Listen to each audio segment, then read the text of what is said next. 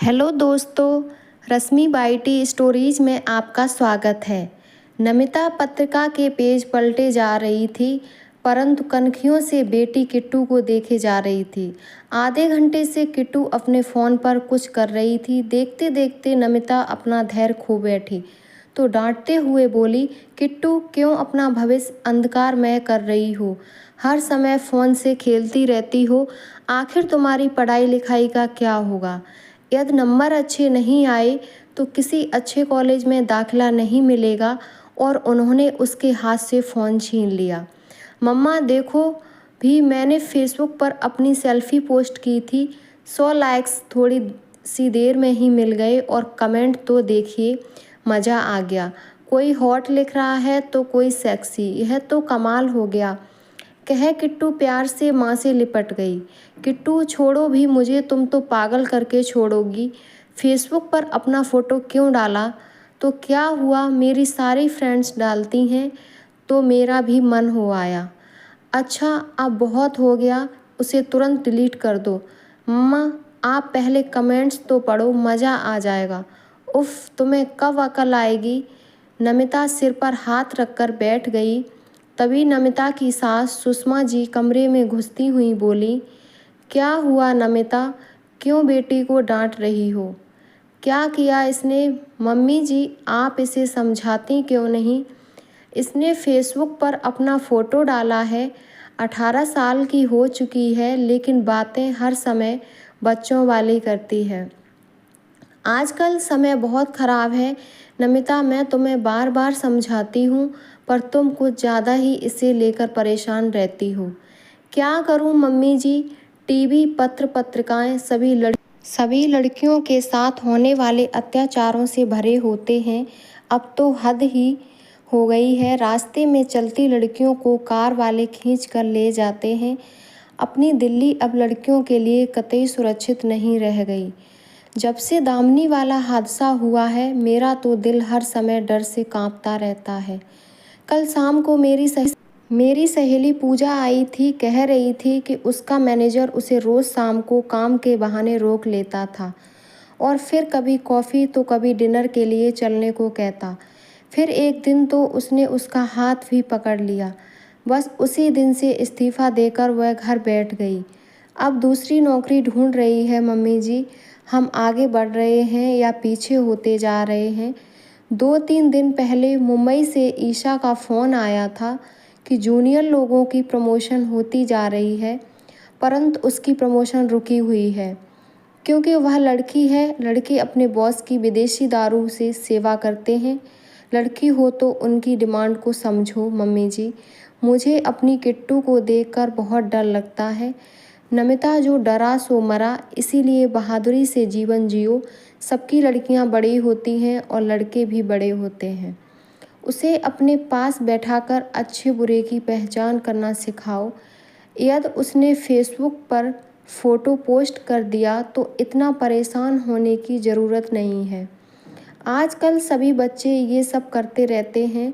छोटे शहर और साधारण परिवार से संबंध रखने वाली नमिता अपनी सुंदरता के कारण नेताजी के लड़के के साथ ब्याह कर दिल्ली जैसे महानगर में आ गई। नेताजी कपड़ों की तरह पार्टियां बदलते रहते और उनका बेटा रंगीन मिजाज नीरज सूरा और साकी दोनों ही बदलता रहता। इन सब कारणों से वह अपनी बेटी के भविष्य को लेकर बहुत चिंतित रहती थी। मम्मी जी किट्टू कुछ समझने को ही तैयार नहीं। अपने कमरे में शीशे के सामने मेकअप करेगी, म्यूजिकल चैनल पर डांस देख रेख कर वैसे ही डांस करती है। नमिता तुम समझदार बनो, यह तो उसकी उम्र है, इस समय मस्ती नहीं करेगी तो कब करेगी?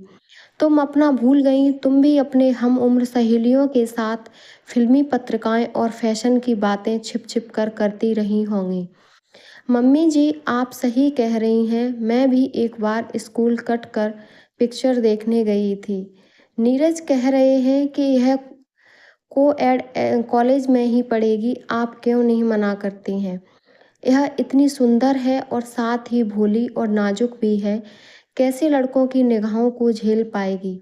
माय डियर मम्मा, लो गरम गरम चाय पियो, मैंने बनाई है। आप खुश रहा करो, तब आप बहुत प्यारी लगती हो। आपकी बेटी किसी भी लफड़े में नहीं पड़ेगी। इतना तो आप पक्का समझो, कह कर किट्टू अंदर चली गई। नमिता, मैं तुम्हारे दर्द को समझ सकती हूँ कि तुम नीरज के रोज रोज के नए नए स्कैंडल से परेशान रहती हो, परंतु बेटी सबसे अच्छा उपाय है कि तुम अपनी बेटी पर विश्वास करो। मैंने भी तुम्हारे पापा जी की राजनीति में रहने के कारण बड़ी विषम परिस्थितियों को झेला है। तभी नमिता की बचपन की सहेली स्नेहा आ गई और बोली, क्या बात है, चाय पर सास बहू में क्या चर्चा हो रही है। सुषमा जी उठती हुई बोली, मेरी तो मीटिंग है, इसीलिए मैं चलती हूँ, अपनी सहेली को समझा कर जाना। किट्टू, स्नेहा के लिए एक कप चाय बना दो। नो मम्मा, मेरा आज का चाय बनाने का कोटा फिनिश हो गया। अब मैं स्नेहा आंटी से बातें करूँगी। स्नेहा एक कंपनी में मार्केटिंग हेड है, इसीलिए किट्टू हमेशा उसे अपना आदर्श मानती है और अपने दिल का बोझ उसके सामने हल्का कर लिया करती है। स्नेहा ने किट्टू को प्यार से गले लगाते हुए कहा, my sweetie, looking very nice. Thank you aunty, मम्मा ने तो मुझे परेशान कर रखा है। क्या हुआ नमिता, बड़ी परेशान दिख रही हो। कुछ नहीं, यह बड़ी हो रही है, इसे वही समझाने की कोशिश करती रहती हूँ, पर इसने तो मानो न समझने का प्रण कर रखा है। दिन भर टीवी पर रेप की खबरें देख देख कर जी दहल जाता है। जरा जरा सी बात पर मुंह पर एसिड फेंक देते हैं। नमिता, सड़क पर एक्सीडेंट हो जाते हैं, यह सोचकर न तो गाड़ियां चलनी बंद होती हैं और न ही इंसानों का चलना। हर समय परेशान रहने से समस्या का समाधान नहीं हो सकता। किट्टू को अपनी सुरक्षा के लिए जूडो कराटे क्लास ज्वाइन कराओ।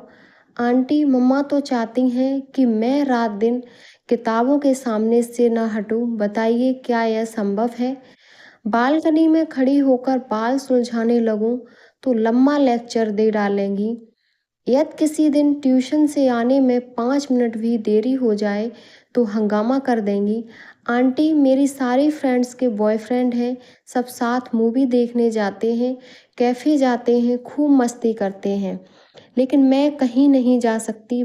सब मेरा मजाक उड़ाते हैं कि मम्माज डॉटर। नमिता किसी काम से अंदर गई हुई थी। आंटी, मुझे तो खुद ही लड़कों से दोस्ती ज़्यादा पसंद नहीं है, लेकिन हर समय टोका टाकी से मैं परेशान हो जाती हूँ। किट्टू की आंखें भर आई किट्टू की आंखें भर आई थीं। तभी नमिता कमरे में आ गई। वे किट्टू को डांटते हुए बोली, तुम्हारी शिकायतें पूरी हो गई हों तो जाओ, तुरंत पढ़ने बैठ जाओ। मम्मा प्लीज़ ठहरिए, मुझे आंटी से बात कर लेने दीजिए, मैं 15 मिनट बाद जाकर पढ़ने बैठ जाऊंगी। स्नेहा प्यार से किट्टू के सिर पर हाथ फेरती हुई बोली, किट्टू, अपने कॉलेज फ्रेंड्स के बारे में बताओ। किट्टू ने चुपके से नमिता की ओर इशारा किया तो स्नेहा बोली, नमिता, चाय पीने का मन है, चाय बना लाओ। मजबूरन नमिता को वहाँ से जाना पड़ा। नमिता के जाते ही किट्टू बोली, आंटी, मम्मा मुझ पर शक करती हैं, मेरे फ़ोन के मैसेज छिप छिप कर चेक करती हैं, मेरा लैपटॉप खंगालती रहती हैं। यह तो गलत बात है, अपनी बेटी पर शक नहीं करना चाहिए। आंटी, एक मज़े की बात बताऊं, मैंने अपना फ़ोटो पोस्ट किया तो मुझे 50 फ्रेंड रिक्वेस्ट आई। मैंने भी मस्ती के लिए एक को क्लिक कर चैटिंग करने लगी। उसने लिखा था कि तुम बहुत सुंदर हो, मुझसे दोस्ती करोगी। मैंने जवाब में लिखा कि मैं तो बहुत भद्दी, मोटी और काली हूँ। आई एम टोटली अगली गर्ल, इसीलिए मेरा कोई बॉयफ्रेंड नहीं है। इस पर उसने लिखा कि फिर भी मैं तुमसे दोस्ती करूँगा, क्योंकि तुम लड़की तो हो ही। मस्ती के लिए लड़की चाहिए, गोरी काली कोई भी चलेगी। बताओ, कल शाम 5 बजे कहाँ मिलोगी। आंटी, मुझे बहुत गुस्सा आया, अतः मैंने लिख दिया कि मस्ती के लिए गंदे नाले में डूब मरो। आंटी, मैं मम्मा से कहती हूँ, पुरातन पंथी बातें छोड़कर मेरी तरह मॉडर्न बनो, मुझसे मेरी कॉलेज की बातें सुना करो, पर वे मुझे डांटती रहती हैं। तुम्हारे पापा के स्कैंडल्स की वजह से वे परेशान रहती हैं। हाँ, मैं समझती हूँ, इसीलिए तो मैं उन्हें और भी हंसाना और खुश रखना चाहती हूँ। छोटी सी लड़की के दिमाग में इतना कुछ भरा हुआ है, सोचकर स्नेहा को बहुत अच्छा लग रहा था। आंटी, परसों मेरा बर्थडे था। मम्मी पापा रात को डिनर के लिए बाहर ले जा रहे थे। मैंने जीन्स के साथ शॉर्ट टॉप पहना। बस मम्मा ने डांटना शुरू कर दिया कि टॉप बहुत छोटा है, तेरा पेट दिखाई दे रहा है। फिर पापा ही बोले कि ठीक है नमिता, बच्ची है, हर बात में टोका ना करो। नमिता ने किट्टू की बातें सुन ली थीं। आगे क्यों नहीं बताया कि मॉल में किसी लड़के ने कोहिनी मारी, फिर पापा से लड़ाई होने लगी। वह तो मॉल के गार्ड के बीच बचाव से मामला शांत हो गया। मेरा तो मूड ही खराब हो गया था। आप मम्मा को समझाइए कि अब मैं बड़ी हो गई हूँ। चॉकलेट मुझे पसंद है, इसीलिए खाती हूँ। जैसे ही मैं ड्रेसअप होती हूँ, मुझे देखते ही डांटना शुरू कर देती हैं कि फिर तुमने इस टॉप को पहन लिया, कानों में ये क्या लटका लिए, किसके साथ जा रही हो, कहाँ जा रही हो, कब आओगी। मेरी सारी फ्रेंड्स मेरा मजाक उड़ाती हैं। भैया सारे घर में तौलिया पहनकर घूमता रहेगा, कोई कुछ नहीं बोलेगा। सारी बंदिशें मेरे लिए ही हैं। स्लीवलेस टॉप नहीं पहनोगी, शॉर्ट्स नहीं पहनोगी, लिपस्टिक क्यों लगा ली, किसका फ़ोन था, किसका मैसेज था, किसके संग बैठकर पढ़ोगी। जैसे उनके 1000 प्रश्नों से मैं तंग आ चुकी हूँ। प्लीज़ आंटी, मम्मा को समझाइए। नमिता के कमरे में घुसते ही किट्टू पल भर में वहाँ से उड़न छू हो गई, पर आंखों आंखों से स्नेहा से रिक्वेस्ट कर गई थी। नमिता, तुमने चाय बहुत अच्छी बनाई है। क्या बात है, तुम्हारे चेहरे पर परेशानी और चिंता झलक रही है। स्नेहा, मैं किट्टू के भविष्य को लेकर बहुत चिंतित हूँ। नीरज को तो जानती ही हो, उनकी अपनी दुनिया है, इसीलिए हर पल में किसी अनिष्ट की आशंका से डरती रहती हूँ। ऐसा भी क्या है, अच्छी भली है तुम्हारी बेटी, पढ़ने में होशियार है, समझदार है, सुंदर है, तुम्हारे पास पैसा भी है, फिर किस बात का डर तुम्हें सताता रहता है। मेरे घर का माहौल तो तुम जानती ही हो। पापा जी नेता हैं, सैकड़ों लोग आते जाते रहते हैं।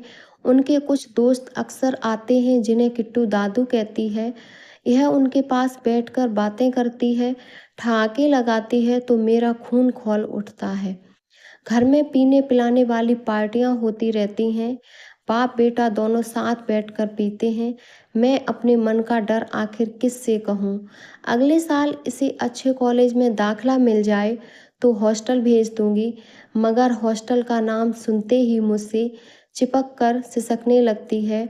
जब टीवी या पेपर में रेप या एसिड अटैक की घटना सुनती हूँ तो डर से कांपने लगती हूँ। ऐसा मन करता है कि इसे अपने पल्लू में छिपा लूं, लेकिन ऐसा संभव नहीं है। इसे पढ़ना लिखना है, भविष्य में आगे बढ़ना है, अपने पैरों पर खड़े होना है।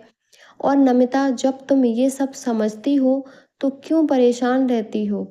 जैसे ही मैं इसे डांटती हूँ तो तुरंत मुझे जवाब देती है कि मम्मा आप बैकवर्ड हो, आपसे अच्छी तो दादी हैं, वे मॉडर्न हैं, आप मुझसे न जाने क्या चाहती हैं। ऐसा मन करता है कि एक दिन इसकी पिटाई कर दूं। एक और मासूम किट्टू की बातें तो दूसरी ओर नमिता के दिल का डर, सब कुछ मन में गडमड होने लगा था। दोनों अपनी अपनी जगह सही थीं। फिर स्नेहा नमिता का हाथ अपने हाथ में लेकर बोली, नमिता, मैं तुम्हारे डर को महसूस कर रही हूँ। हर माँ का इस दौर से गुजरती है। मेरी भी बेटी बड़ी हो रही है। जब वह ड्राइवर के साथ गाड़ी में स्कूल जाती है तो मुझे भी मन में बुरे बुरे ख्याल आते हैं, लेकिन स्कूल भेजना बंद तो नहीं हो जाएगा। किट्टू उम्र के ऐसे दौर में है जब सब कुछ इंद्रधनुष की तरह आकर्षक और सतरंगा दिखाई पड़ता है। आजकल के बच्चे हम लोगों से ज़्यादा होशियार और समझदार हैं। सबसे पहले सबसे पहली बात यह है कि अपनी बेटी पर विश्वास करो, अपने मन से शक का कीड़ा निकाल फेंको। तुम दिन भर घर में रहती हो, नीरज की अपनी दुनिया है। इन सब कारणों से तुम्हारे मन में नकारात्मक विचारों ने अपना घर बना लिया है। तुम्हें इससे उबरना पड़ेगा। तुम घर से बाहर निकलो, अनेक हॉबी क्लासेस हैं, अपनी रुचि की क्लासेस ज्वाइन कर लो। तुम्हें पहले घर सजाने का बड़ा शौक था, तुम इंटीरियर डिजाइनिंग का कोर्स ज्वाइन करो। इस समय तुम खाली खाली दिमाग शैतान का घर वाली कहावत हो चरितार्थ कर रही हो। जब तुम रोज घर से निकलोगी, 10-20 लोगों से मिलोगी, उनकी समस्याओं और बातों को सुनोगी, तो तुम्हें समझ में आएगा कि दुनिया उतनी बुरी भी नहीं है। अपने को व्यस्त रखोगी तो दिन भर किट्टू के लिए होने वाली चिंता अपने आप कम हो जाएगी। तुम किट्टू की सहेली बनने का प्रयास करो। वह 21वीं शताब्दी की लड़की है। वह अपने भविष्य के लिए पूरी तरह जागरूक है। मेरी वह नमिता कहाँ खो गई है जो बड़ी बड़ी बहसों में सबको हराकर प्रथम आती थी। यदि मेरी बात कुछ समझ में आई हो तो दोनों माँ बेटी मिलकर फेसबुक के कमेंट्स पर ठाक लगाकर देखो, कितना मजा आता है। अच्छा नमिता, बातों में समय का पता ही नहीं लगा। चलती हूँ, किसी दिन मेरे घर आना। पीछे पीछे किट्टू भागती हुई आई। शायद वह हम दोनों की बातें सुन रही थी। उसकी आंखों की मासूम चमक देख अच्छा लग रहा था। वह मेरा हाथ पकड़कर मेरे कान में फुसफुसाई, थैंक्स आंटी। उम्मीद करती हूँ मेरी कहानी आपको पसंद आई होगी। अपना विचार कमेंट में ज़रूर बताएं और हमारे चैनल को सब्सक्राइब करें। धन्यवाद।